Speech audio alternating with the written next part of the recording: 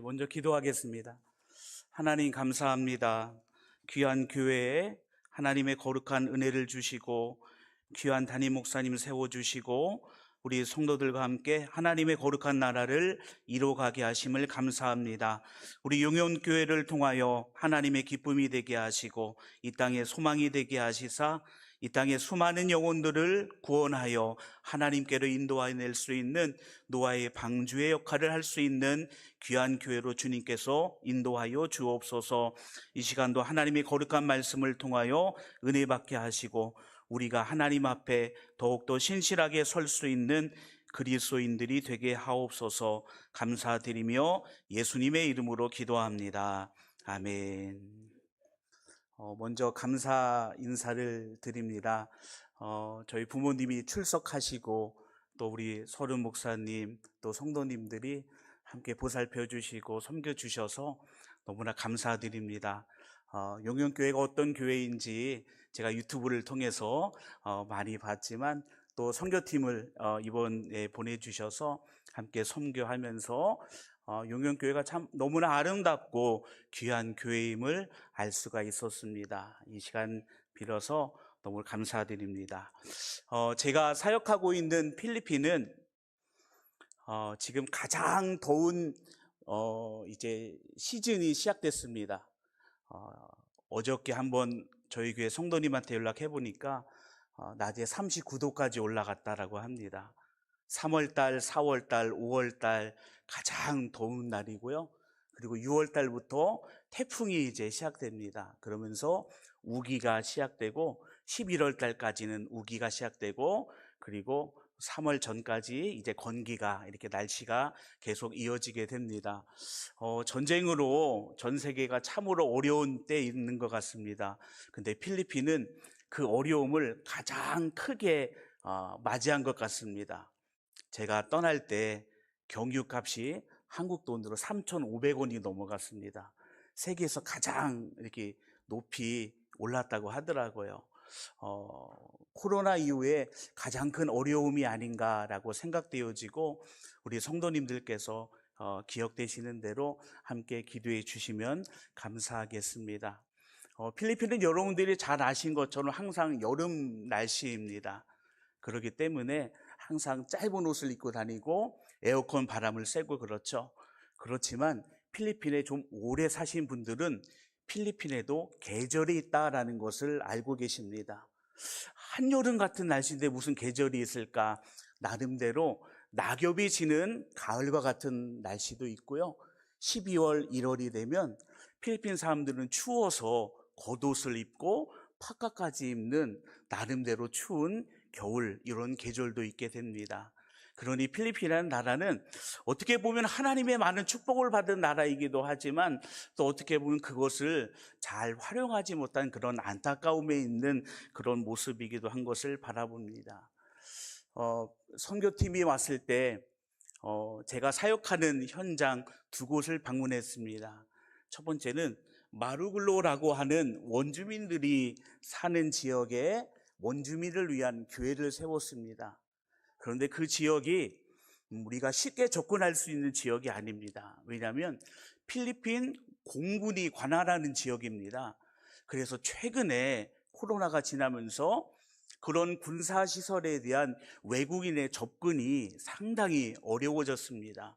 그래서 심지어 저는 6개월 동안 그 교회를 담임하고 있음에도 불구하고 들어가지 못하는 상황이 있었고요. 또 선교팀들도 마찬가지로 입구까지는 왔지만 들어가지 못하는 그런 상황도 있었습니다.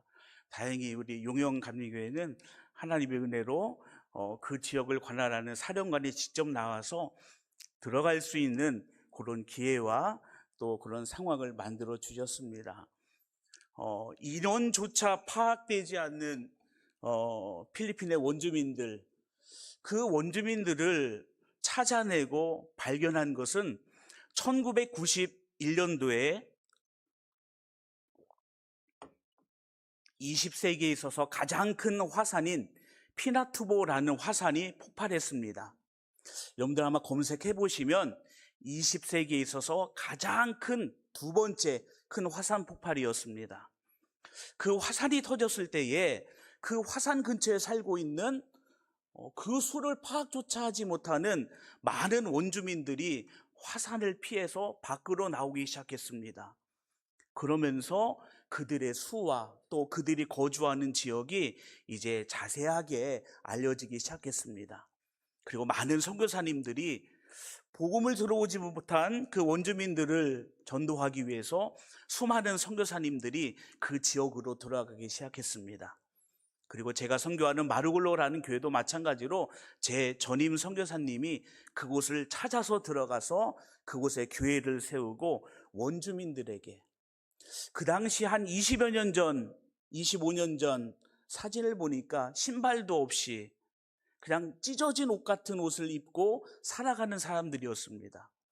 어느 순간인가 복음이 전해지면서 그들의 삶이 바뀌기 시작했고 또 선교사님들을 통해서 많은 구호품들이 들어가기 시작했고 그래서 그곳에서 하나님을 예배하고 또 그들의 삶이 바뀌고 또 그들 가운데는 교육을 통해서 정계에 진출하는 그러한 일들도 있었습니다.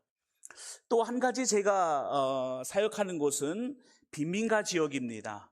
갈 곳 없는 사람들, 원주민들은 아니지만 갈 곳 없는 사람들이 정착해서 살아간 빈민가였습니다.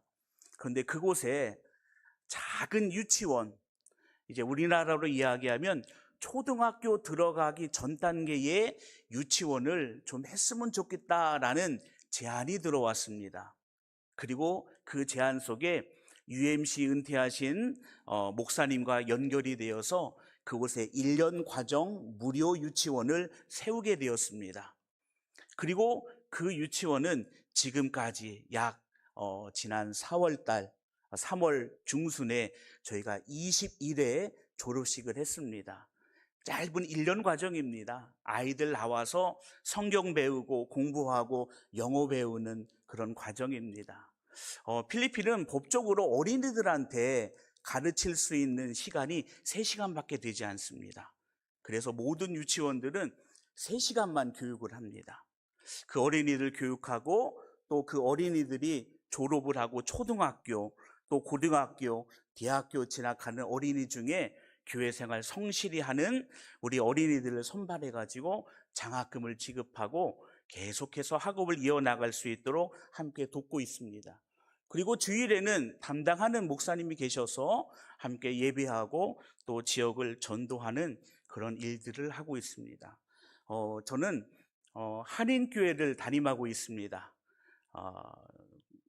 이제 저희 교회는 필리핀 꿈이 이루어지는 교회, 필리핀 선교지방회라고 해서 필리핀 전역에 한인 감리교회가 13개 정도 있습니다. 그래서 필리핀 선교지방 안에 저희가 들어가 있고 또 저희 지방에는 삼남연회 안에 들어가 있습니다. 그래서 지난주에 삼남연회가 있어서 제가 연회에 참석하느라고 가족들과 함께 이게 이제 오게 되었습니다. 이런 상황 속에서 많은 제가 이야기들을 성도님들께 드렸지만 가장 중요한 것은 와서 보시는 게 가장 좋은 방법이더라고요. 우리 선교팀으로 오셨던 권사님, 집사님, 또 청년들, 또 학생들, 아마 제가 이야기할 때 아마 그 모든 모습들이 머릿속으로 다 지나간 것 같습니다. 한번 오시는 거 참 어렵습니다. 그런데 용영교회에서 선교팀을 꾸려주시고 함께 직접 와서 그 현장을 보고 또 나눌 수 있다라는 그것이 참 은혜요, 행복이요, 기쁨인 것 같습니다. 그래서 참 너무 감사드립니다. 필리핀은 카톨릭 국가입니다. 카톨릭 인구의 85% 이상이 되어지고 개신교는 약 5%입니다.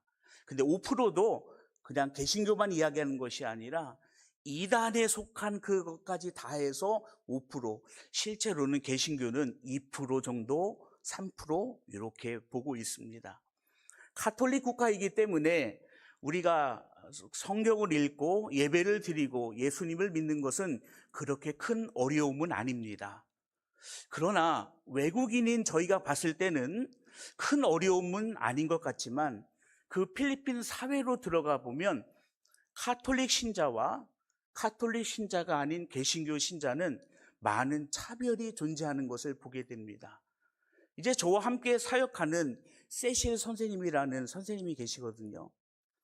대학을 졸업하고 함께 연결이 되어서 평상시에는 사업 유치원에서 어린이들을 가르치고 월요일 날은 저와 함께 원주민 교회로 가서 함께 예배를 인도하고 있습니다. 그런데 그 세실 선생님도 집안이 카톨릭 집안이었습니다. 또 집안에 작은 아버지가 지역의 큰 신부님이라고 하시더라고요. 여러 성당을 돌아다니시면서 미사를 인도하시는, 그렇기 때문에 그 집안으로 봤을 때는 상당히 부유하고 또 모든 것을 다 이제 부족함 없이 살 수 있는 집안입니다. 그런데 이 세실 선생님이 예수님을 만났습니다. 전도되었습니다. 카톨릭에서 개신교 신자로 이제 개종을 하게 된 거죠. 근데 그때부터 집안에서 많은 어려움이 있었다라고 합니다. 우리는 카톨릭 집안인데 네가 개신교 신자가 되었으니 이제는 우리는 너를 돕지 않겠다 하면서 왕따 아닌 왕따가 되어버렸습니다. 모든 것을 자기 스스로 해결해야 되고 또 쉽게 해결할 수 있는 집안에 어르신들이 있는 그 도움을 청할 수 있음에도 불구하고 이제는 그렇게 될 수 없는 상황 속에 모든 것을 혼자 해결해 나가야 됐습니다. 그러던 중에 20대 중반, 후반 안타깝게도 암에 걸리게 되었습니다. 집안에서는 네가 카톨릭에서 개신교로 개종을 했기 때문에 암에 걸린 것이 아니냐라고 조롱하는 그런 소리도 있었습니다. 그렇지만 이것이 꼭 내가 카톨릭에서 개신교로 개종해서 벌어난 일이라고 그는 생각하지 않았고요. 그리고 암임에도 불구하고 더욱더 신실한 믿음을 갖고 살아갔습니다. 물론 수술을 통해서 깨끗하게 회복이 되었습니다. 그러니까 필리핀 사회를 어떻게 보면 카톨릭 신자가 아니면 어떻게 보면 참 살아갈 수 없는 그 사회 안에 깊숙이 들어가지 못하는 것이 그 모습임을 바라볼 수 있습니다.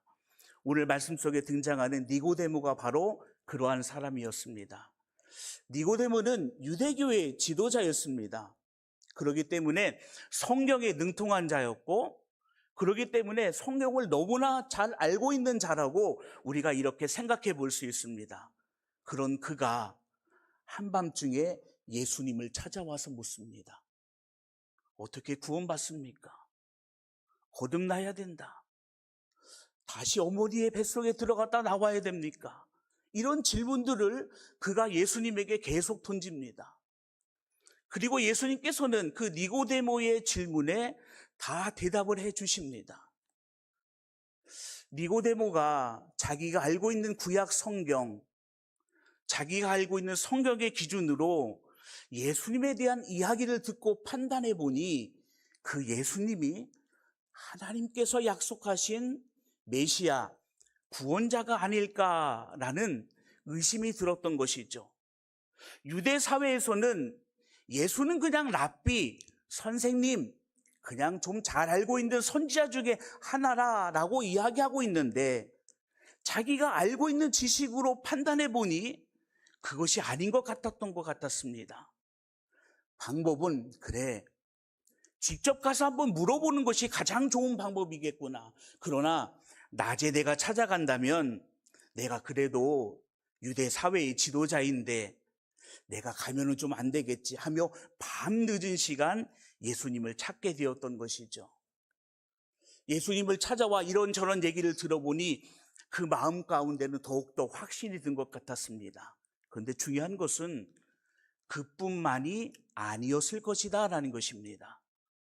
성경 속에서는 니고데모 한 사람을 이야기하고 있지만 니고데모 한 사람이 아니라 유대 사회 속에서 구약의 율법을 하는 사람들이 예수 그리스도의 행하시는 일들을 바라보며 예수 그리스도께서 행하시는 그 모든 것들을 자신들이 너무나 잘 알고 있는 율법에 비교하여 보니 심상치 않은 결과, 선생님 그 수준이 아니라 메시아, 수많은 유대의 지도자들이 니고데모와 같은 그런 의문을 가졌을 것이라고 판단되어집니다. 근데 니고데모만이 유일하게 예수님을 찾아왔습니다.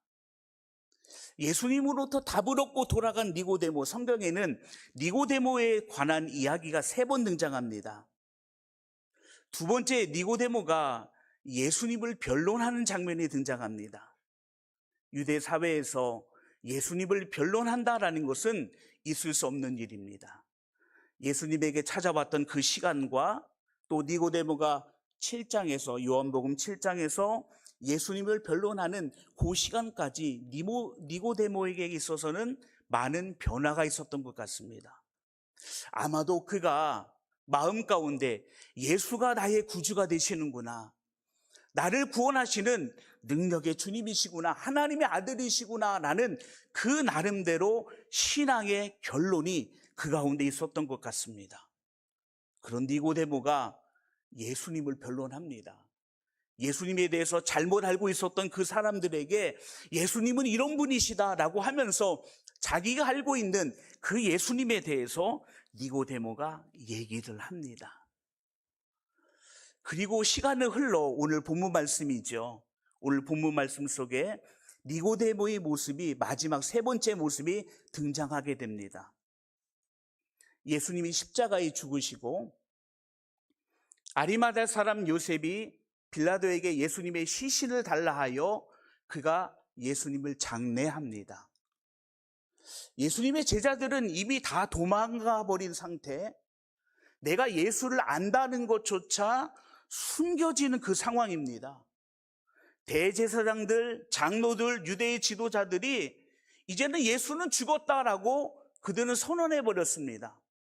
그가 얘기한 것처럼 예수는 하나님의 아들이 아니다, 구원자도 아니다, 그냥 좀 많이 알고 있는 그냥 선생이다. 이 정도로 그들이 그렇게 선언해 버리고 예수님의 죽음으로 모든 것이 다 끝나버렸습니다. 나는 예수를 알았는데, 나는 예수님의 제자였는데 라는 사람들이 한순간에 예수님의 죽음 이후에 다 숨겨지기 시작했습니다. 그때 등장한 두 사람, 아리마다 사람 요셉, 그리고 니고데모, 이 두 사람이 예수님의 장례를 치릅니다. 만약에 베드로와 요한과 야고보 이런 예수님의 제자들이 장례를 치른다고 하면 야, 그럴 수 있지. 그래, 예수님의 제자가 장례를 치러야지. 그래, 괜찮아. 근데 제자들이 없습니다. 유대의 지도자였던 아리마다 사람 요셉, 니고데모가 앞장서서 예수님의 장례를 치르는데, 아리마다 사람 요셉은 빌라도에게 예수님의 시신을 달라 하고, 그리고 오늘 말씀 속에 등장한 니고데모가 예수님의 장례를 위한 향품을 준비합니다. 아마 예수님의 시신에 그 향품을 바르는 것 같습니다. 그런데 준비한 향품의 양을 보니까 100리트라쯤 가지고 왔다라고 이렇게 기록하고 있습니다. 그래서 100리트라가 어느 정도인지 제가 한번 찾아봤습니다. 그랬더니 약 30kg 정도 된다고 하더라고요. 상당히 큰 양이지요. 쌀 포대로 하면 25kg, 쌀 한 포대보다 더 있는 양입니다. 그런데 그 양은 왕이 죽었을 때 혹은 귀족이 죽었을 때에 쓰이는 향품의 양이라고 합니다. 그러니까 일반 사람들은 흔히 가지고 있을 수 없는 향품, 그 시대는 지금처럼 장례식장이 있어서 모든 것을 다 준비하는 것이 아니라 각 가정에서 장례를 준비했겠죠. 일반 사람이 쓰는 양은 상당히 적었을 것입니다. 그러나 30kg 정도 되는 향품을 가지고 있다는 것은 왕 같은 경우, 특별한 경우에 사용되어지는 장례에 쓰이는 향품의 양입니다. 그렇다면 이것은 어떻게 보면 니고데모가 예수님이 돌아가시고 예수님의 장례를 치러야 되니 내가 좀 집에 있는 향품을 가지고 가겠다 해서 가지고 온 양은 아닐 것이라는 거죠. 30kg의 향품의 양은 왕의 장례를 치르는 양이니 아마 니고데모는 이곳저곳 수소문해서 예수님의 장례에 쓰일 향품을 준비했다라고 보는 것이 맞는 해석인 것 같습니다. 그 지역에도 없다면 다른 지역에 찾아가서 향품을 구해오고, 많은 사람들은 니고데모에게 집중했을 것 같습니다. 야, 니고데모가 지금 향품을 모으고 있대. 근데 일반 사람의 장례에 쓰이는 양이 아니라 그 양이 어마어마한데, 수많은 사람들은 니고데모의 모습을 주목했을 것입니다. 야, 지금 돌아가신 분이 있을까? 없어. 누가 죽었을까? 요 며칠, 2, 3일 전에 죽은, 아니 어제 죽은 강도와 그 예수가 있지 않을까? 수많은 사람들은 니고데모에 대해서 이렇게 주목하기 시작했습니다. 근데 그 주목은 니고데모에게 있어서 상당히 어려운 주목입니다. 왜냐하면 유대 사회에서 내가 예수를 따른다라는 그것은 참으로 어려운 일이기 때문에 그렇습니다. 그리고 그는 유대의 지도자였습니다. 그렇기 때문에 내가 예수의 교훈을 따른다, 내가 그의 장례를 준비한다라는 것은 니고데모에게 있어서는 결코 쉬운 일이 아니었다라는 것입니다. 그런데 니고데모는 그 향품을 다 준비했습니다. 그리고 예수님의 장례를 니고데모가 치렀습니다. 그리고 성경에는 니고데모에 대한 이야기는 전혀 등장하지 않습니다. 그리고 유대인의 전승에 보면 니고데모가 나중에 어떻게 됐다라는 몇 가지의 이야기만 전해 내려옵니다. 그 중에 하나는 니고데모가 유대 사회에서 모든 재산을 뺏기고 다른 곳으로 내쳐졌다. 그러나 그는 신앙을 잃지 않았다. 니고데모는 그 유대 사회에서 내쳐진 뒤로 그는 돌아다니며 복음을 증거하는 전도자가 되었다. 이러한 유대인의 전승만이 니고데모의 그 후의 이야기를 이야기하고 있습니다. 우리는 오늘 말씀을 통해서 한 가지 좀 주목해 볼 것이 있습니다. 니고데모가 맞이한 부활, 아리마다 사람 요셉이 맞이한 부활, 그것은 무엇인가라고 보니까 그들은 예수님의 제자였다라고 이야기하고 유대 사회의 지도자였다라고 이야기하는 사람들이었습니다. 예수님의 죽음 직전까지 그들은 예수 그리스도에 대하여 이제는 확실히 믿고 그 예수 그리스도를 따르는 믿음의 자리에 있었던 사람입니다. 그런데 예수님 그 죽음 이후 그리고 부활을 맞이하는 그들은 숨겨진 자가 아니었다라는 것입니다. 아리마다 사람 요셉 같은 경우는 예수님의 제자였다라고 성경은 이야기하지만 지금까지 그는 숨겨진 자였습니다. 감춰진 자였습니다. 아니, 자기 스스로 숨은 자였습니다. 그런데 예수님의 죽음 이후 예수님의 부활 가운데 그는 자기 자신을 드러내는 자가 되었다라는 것이죠. 니고데모도 마찬가지였습니다. 니고데모가 맞이한 부활은 무엇이었습니까? 이제 내가 겁을 먹고 유대 사회에서 나만의 신앙을 위하여 내가 숨어 지내는 신앙이 아니라 니고데모의 신앙은 예수님의 부활 앞에 이제는 나는 두려움 없이 내 신앙을 고백하고 나는 유대인이지만 예수 그리스도를 통한 구원을 나는 전하리라. 이것이 바로 니고데모가 가지고 있었던 신앙, 부활을 맞이한 그의 신앙이었다라는 것입니다. 오늘날 얼마나 많은 기독교인들이 숨어 있습니까? 그렇죠. 저분이 교회 다니시는 분이었구나. 저분이 예수님을 믿는 분이었구나. 교회는 안 다니시는데 예수님을 믿는 분이었구나. 여러 가지 이유로 숨겨진 신앙인들이, 숨겨진 그리스도인들이 너무나 많이 있다라는 것입니다. 그러나 니고데모를 통하여 이 부활의 이후에 우리의 신앙이 어떠한 자리, 어떠한 믿음으로 나가야 되느냐라는 질문 앞에 우리의 신앙은 숨겨진 신앙인이 아니라 우리는 주님 앞에 드러나는 신앙인이 되어야 된다라는 것이죠. 니고데모가 예수님의 장례를 위하여 상품을 가져올 때는 그냥 가져온 것이 아닙니다. 자기의 생명을 내어놓고 가져온 것입니다. 내가 예수 그리스도를 따르는 자다라는 것을 만천하에 공개적으로 고백하는 것이었습니다. 아리마다 사람 요셉도 마찬가지였습니다. 주님께서는 우리가 숨겨진 자가 아닌 이 땅 가운데 두려움 없이 예수 그리스도 앞에 설 수 있는 그러한 믿음의 그리스도인들이 되기를 간절히 원하고 계십니다. 저와 함께 사역하고 있는 셋째 선생님이 바로 그랬습니다. 가톨릭 사회에서 그냥 가톨릭 신자로 살아가는데 전혀 문제가 없습니다.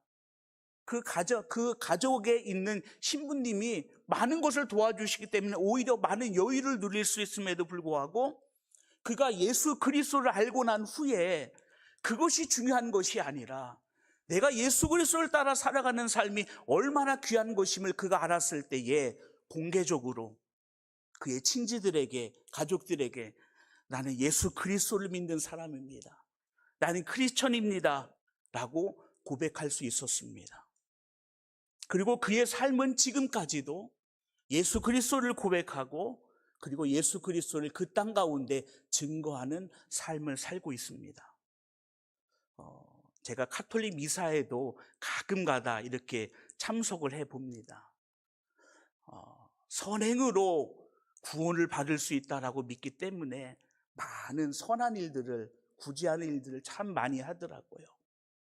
그렇지만 그들의 신앙이 과연 무엇을 향하고 있는가라고 봤을 때 예수 그리스도는 점점점 희미해지고 미사 가운데 나타나는 것은 성모 마리아 그리고 그들이 따라가는 성인들, 하나님의 이름은 가끔씩 등장하지만 그러나 예수 그리스도의 이름이 전혀 등장하지 않는 그들의 미사를 바라보며 참으로 안타까운 마음을 갖습니다. 그러나 그 가운데 분명 그 사회 속에서도 예수를 믿고 살아가며 고백하는 그러한 성도들이 있는 것처럼 이제는 우리 믿음의 귀한 성도님들이 교회에서만 내가 성도가 아니라 여러분들의 삶의 자리에 돌아가서 여러분들의 직장으로 돌아가서 학교로 돌아가서 여러분들이 함께하는 그 무리 속으로 돌아가서 내가 예수 그리스도임을, 내가 성도임을, 크리스찬임을 숨기는 것이 아니라 드러내놓고 고백할 수 있는 우리 믿음의 귀한 성도님들이 되길 바랍니다.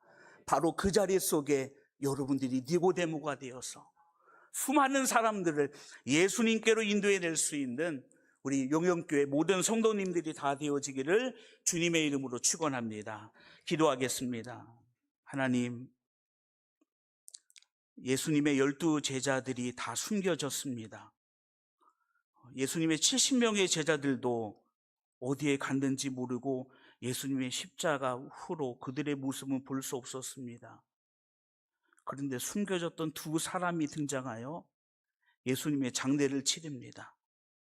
유대 사회에 내가 이제는 그리스도임을 그들의 모습을 드러냅니다. 얼마나 두렵고 떨렸을까요? 그러나 그들은 그 예수님의 장례를 잘 치르고 주의 말씀처럼 부활하실 그 예수 그리스도를 소망하였을 때 그들은 부활하신 예수가 그들의 생명이 되었고 그들의 삶 가운데 함께하는 능력이 되었음을 보게 됩니다. 이제 우리가 우리의 삶의 자리로 돌아갔을 때 우리도 니고데모처럼 우리가 그리스도임을, 우리가 예수 그리스도를 따라 살아가는 하나님의 거룩한 자임을 드러내고 고백하는 우리 모든 성도가 다 되도록 주께서 은혜를 더하여 주옵소서. 감사드리며 예수님의 이름으로 기도합니다. 아멘.